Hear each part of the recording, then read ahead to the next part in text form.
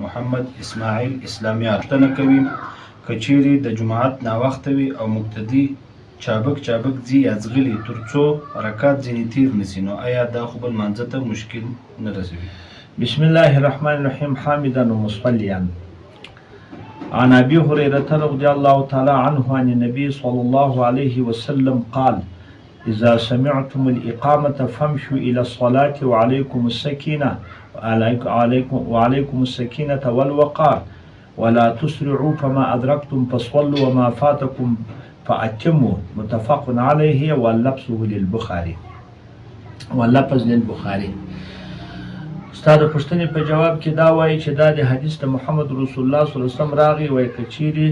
تاسو روان واست ولمانځه ته تشوار ودی چې د اقامت وسو د لمانځه نیت وترسو الله اکبر شروع سو جماعت ولاړ دی په دا وخت کې تاسو په عادي تګ ولاړ شئ لمانځه ته او تاسو آرام وکړئ ښه په عزت ولاړ شئ چابکي مه کوئ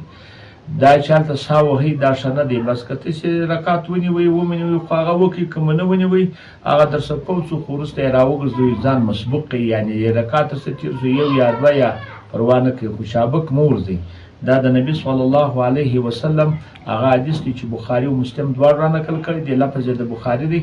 نو دا ښه خبره نه ده ښه کار نه دی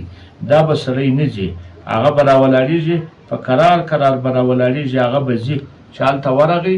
بره دا بعضې اوقات سړی دا ستړی چې هلته سا وایي خپل په خشوع په خضوعانه هغه توري چې وایي توري غله چې نه وایي کېږي دا خو بیا بیخي خراب او که چیرې مقتدی وي چې توري نه وایي چې ورشم هغه ولاړ وارکه سکنات یې شته نه د دې څه منه سي په قرار ورسي خو د جومات ولاړ دي رواني الله دې ویني د الله دپاره لمونځ کوې چې ودې هغه ونیوي که درڅه تېر سو هغه تېر سو والله سبحانه وتعالی. ډېره مننه.